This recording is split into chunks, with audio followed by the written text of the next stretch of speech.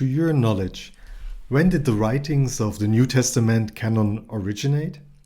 Or more specifically, which part of the New Testament canon was written first? Which was it? Now, this is not just an academic question or a trivia question. The answer to this question has a greater significance than you might think. It's important for the correct placement in the historical context, for example, and also into the temporal development of the faith and life of the first followers of Jesus.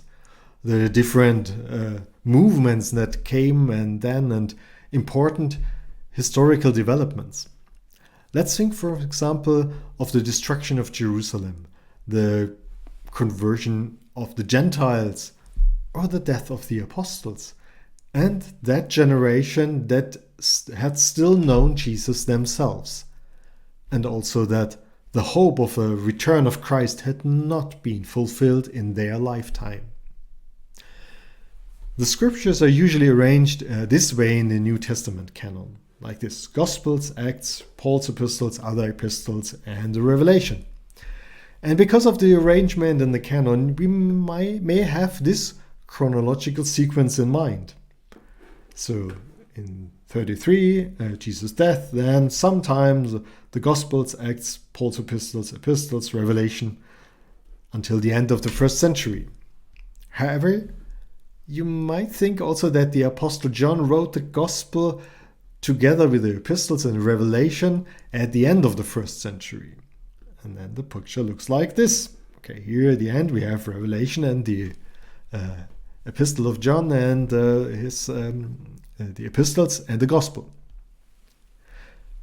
But this representation would still contain an error, because there are the Acts of the Apostles, that is, history of the deeds of the apostles.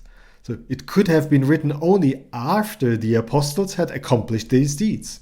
So maybe then rather like this, Gospels, Paul's epistles, other epistles, maybe Acts afterwards, and then this. Okay, but why puzzle around?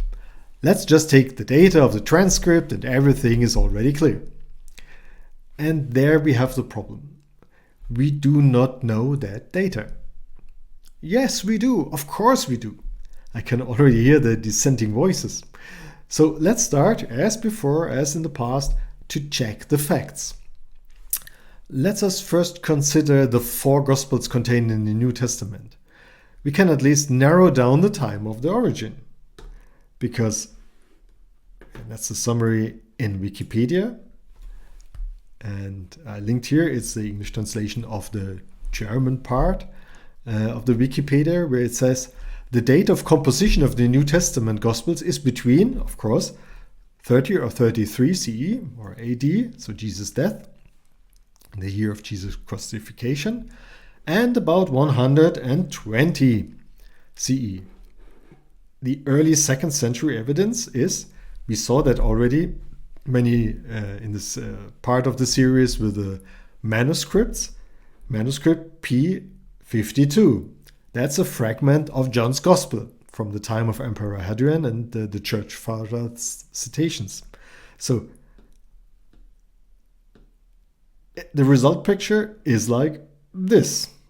Okay, and as a side note, I use Wikipedia more often here in next time, in the next part of the series, because it's easily accessible to everyone, it's free of charge, and it's a good starting point for your own studies, because they link other literature.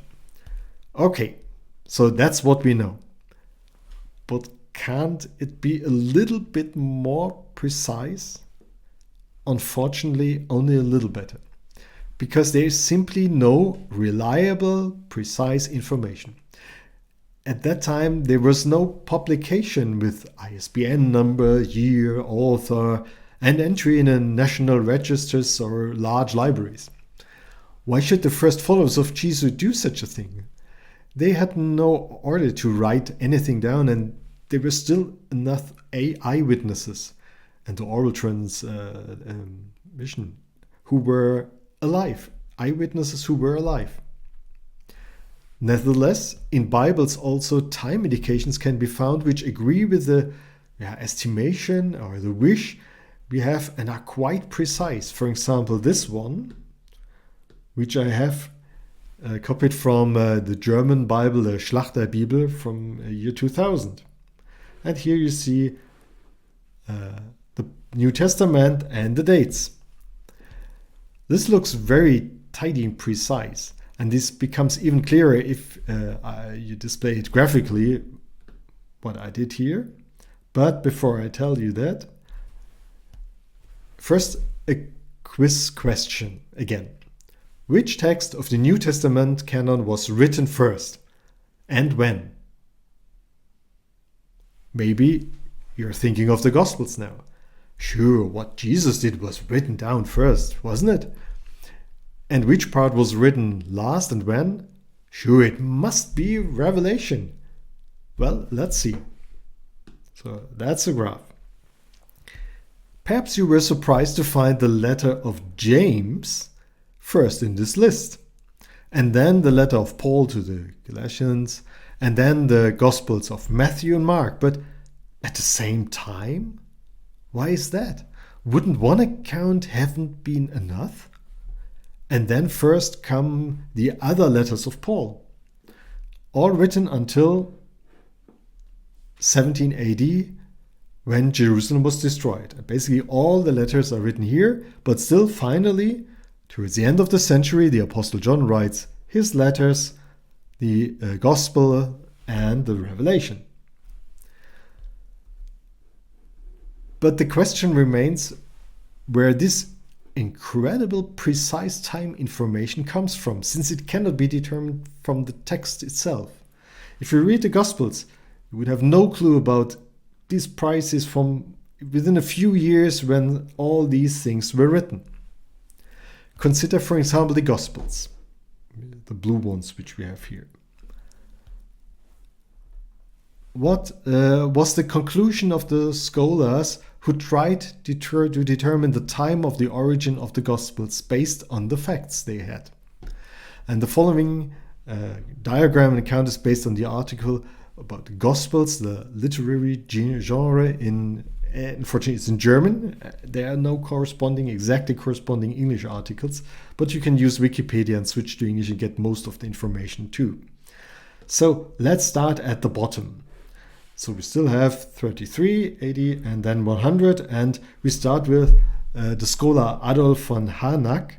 And you might remember this was the scholar who wrote thick book about Marcion in the serious part about Marcion and the other Christian movements who vanished. And the importance, what he did with respect to creating a canon of the New Testament.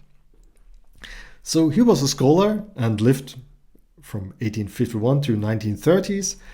And according to the facts he knew, he argued that Mark was just written before the destruction of Jerusalem, Matthew was later, and then Luke, and then John. Somewhat later, so scholar of the 20th century, John A.T. Robinson, argued that Matthew and John were probably first, but you see in John there's a 20 years range, and we have Matthew, Mark, and Luke. Another scholar, also of the 20th century, Werner G. Kümmel, he made it, it was after 70 years. It starts with Mark, Luke, Matthew, and John. Klaus Berger, who died just recently, he had dates around the destruction of Jerusalem. Mark, Luke, John, and Matthew around here. And the majority opinion, so the opinion, let's realize this is opinion of most scholars today, is Mark was probably around 70, and then it was Matthew and Luke later, and then it was John at the end. But compare this with what we had here in this Bible, the Schlachterbibel. So none of these estimations correspond to that in the Schlachterbibel.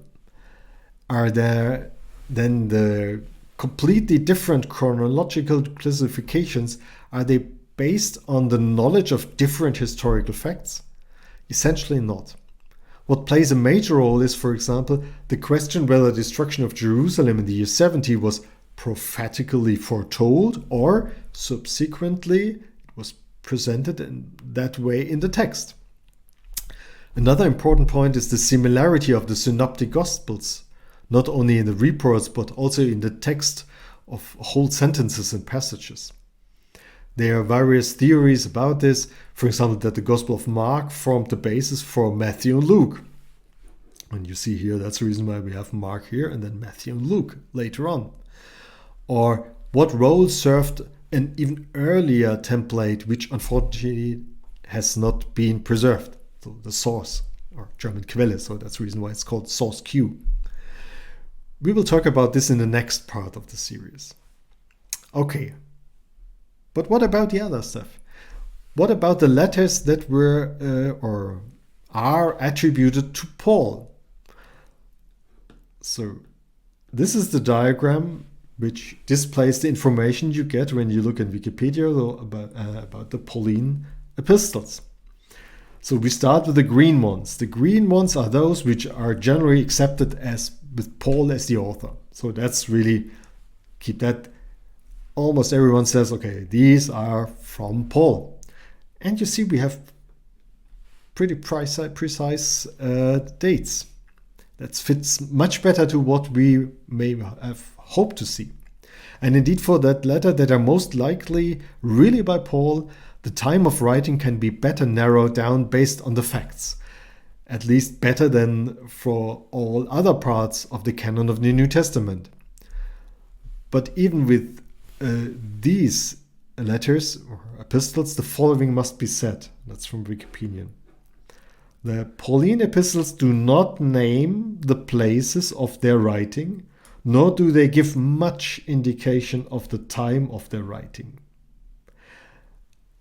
But it's good enough for these ones to have it like them. As you can see there, especially in the letters where Paul must be questioned as the author, partially considerably different indications. In these cases, I've entered all the different indications. For example, for 2 Thessalonians 1, pretty close to first one, or very late, if it's not written by him, but some of his followers of the Paulinian school. And the same with Colossians and Ephesians. And for Hebrew, and we'll come to that later, we have two different dates. For example, if you're surprised that the Epistle of Hebrews is not supposed to be by Paul. Actually, it was assigned to Paul's letters in the oldest manuscripts like Codex Vaticanus and Codex Sinaiticus. So it was placed in the order close to Paul's epistles. However, one must not forget that these codices date back to the 4th century. So 4th century. The Christian scholar Origenes, who already taught at the beginning of the 3rd century, so much earlier, he, however, already noticed a considerable difference. And it was Origenes assumed, because of the unusual style for Paul, that the content of the letter was Pauline, but the author unclear. So one who believed and kept and developed Paul's ideas wrote that. And the reason is the unusual style, the vocabulary of 1,000 different words at 3,000 words in length of this letter to the Hebrews. And in the other letters, Paul has a rather limited vocabulary.